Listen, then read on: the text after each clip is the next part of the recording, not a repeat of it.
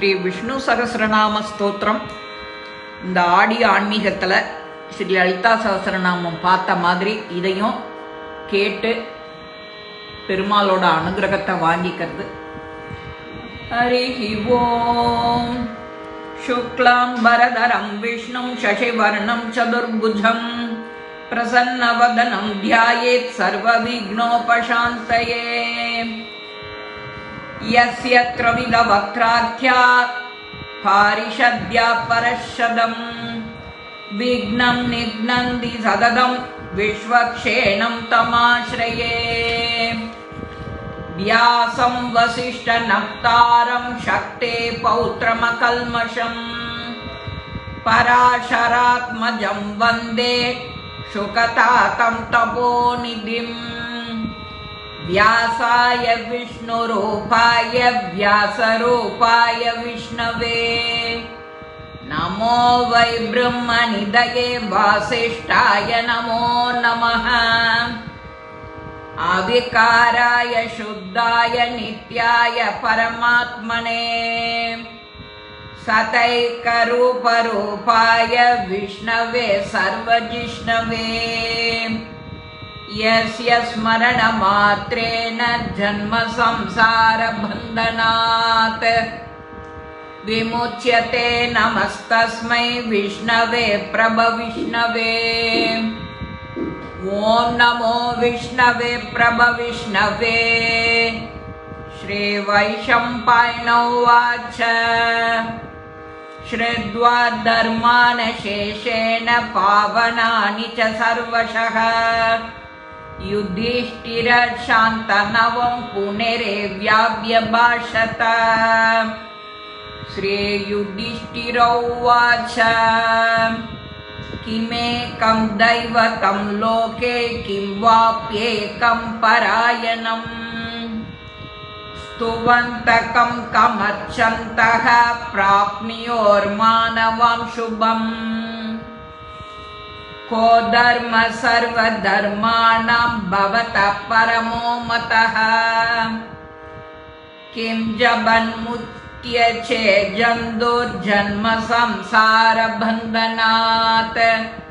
श्रीभीष्म उवाच.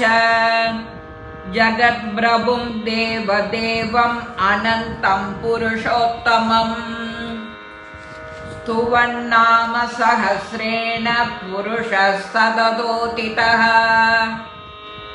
तमेव चार्चयन् नित्यं भक्त्या पुरुषमव्ययम्.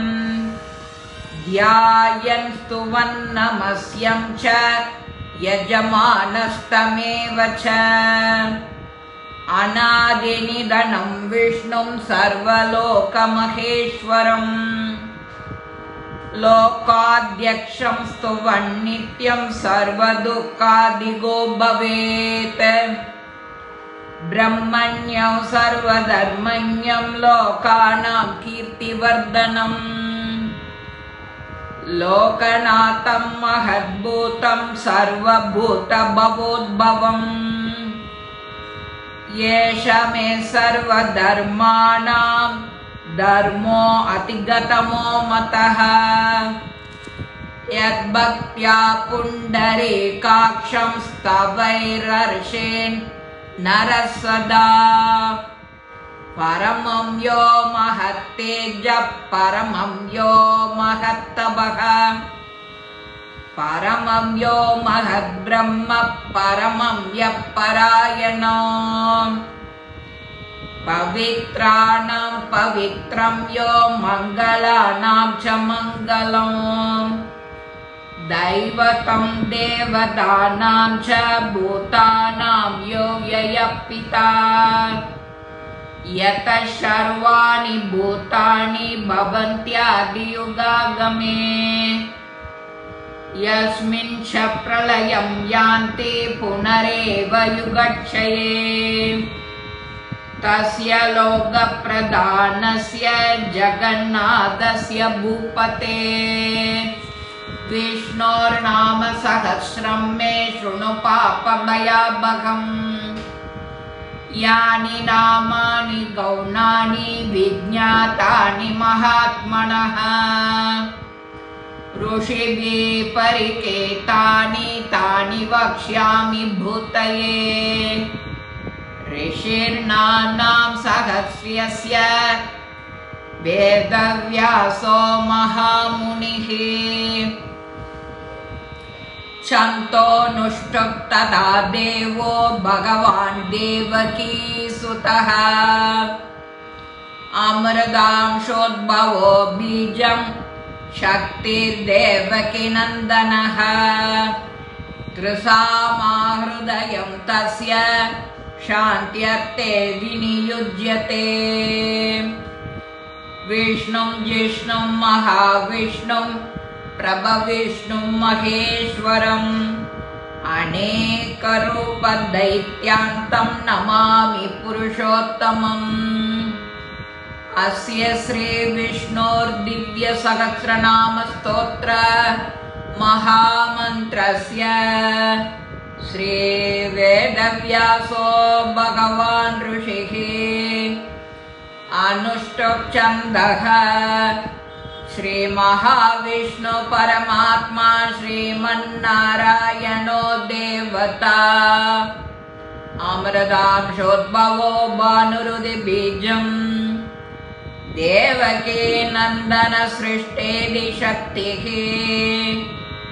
उद्भवः क्षोभनो देव इति परमो मन्त्रः शङ्खबृन्नन्दकी शक्रीति कीलकम् शार्ङ्गधन्वा गदाधर इत्यस्त्रम् रताङ्गबाणि रक्षोभ्य इति नेत्रम् त्रिसामगसामेति कवचम् आनन्दं परब्रह्मेदि योनिः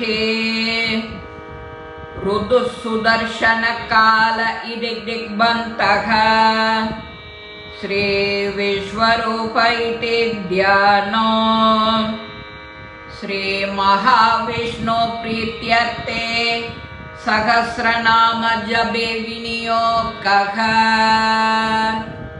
இதுவரைக்கும் இந்த சகஸ்ரநாம இன்ட்ரோடக்ஷன் பகுதி.